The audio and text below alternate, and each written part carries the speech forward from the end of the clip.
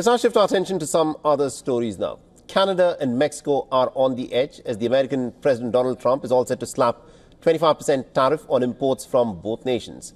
The deadline is that of Saturday. Trump has said that he wants stronger action to stop illegal immigration and the flow of fentanyl into the United States. Now, Trump has also threatened a 10% duty for Chinese goods on the same day, similarly over the drug. There are hopes that Trump's tariff threats were a negotiating strategy.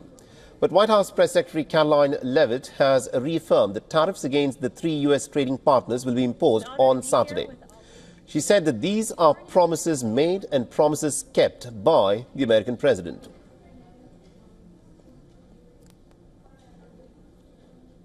I was just with the president in the Oval Office, and I can confirm that tomorrow, the February 1st deadline that President Trump put into place at a statement several weeks ago continues. The president will be implementing tomorrow a 25% tariffs on Mexico, 25% tariffs on Canada, and a 10% tariff on China for the illegal fentanyl that they have sourced and allowed to distribute into our country, which has killed tens of millions of Americans. These are promises made and promises kept by the president. Now, beyond the three countries, Donald Trump has said that tariffs on chips, oil and gas could arrive around the 18th of February without specifying which countries he would target. He's also about to impose higher duties on steel and aluminium and eventually copper imports as well. As he prepares to slap levies on China, Mexico and Canada, Trump has now said that he's absolutely going to impose tariffs on the European Union as well in the future. He's added that the bloc has treated the US terribly, but the White House has said that Trump has not made up his mind about a timeline for implementing the tariffs against the European Union. The European Union charges us 20% plus a VAT tax, called a VAT tax, very similar. And it costs us an absolute fortune. We are treated so badly. They don't take our cars. They don't take our farm products, essentially. They don't take almost anything.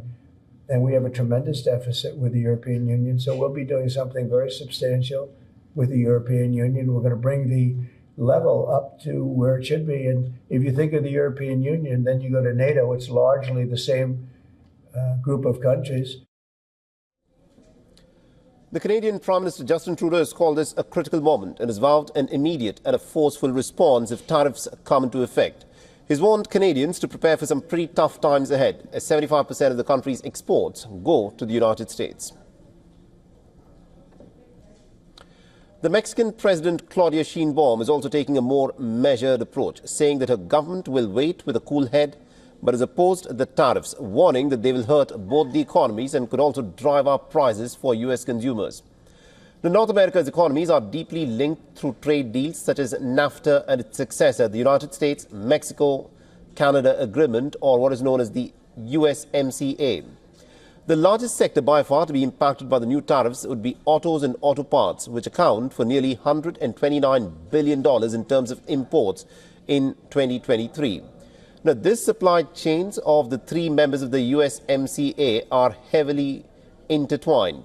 Now, Mexico and Canada account for more than 50% of all auto parts that are exported to the United States.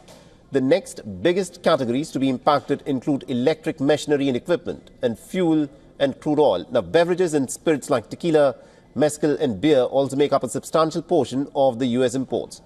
With Trump's deadline just a few hours away, uncertainty and tensions are running high. Amidst the anticipation, U.S. stocks erased early gains to close lower on Friday. The Dow Jones Industrial Average closed down by 0.8%, while the Standard & Poor's 500 finished 0.5% lower and the Nasdaq Composite fell by about 0.3%. While Trump has acknowledged that the tariffs may cause a short-term disruption, he said that he's not concerned about the reaction of financial markets to his plans.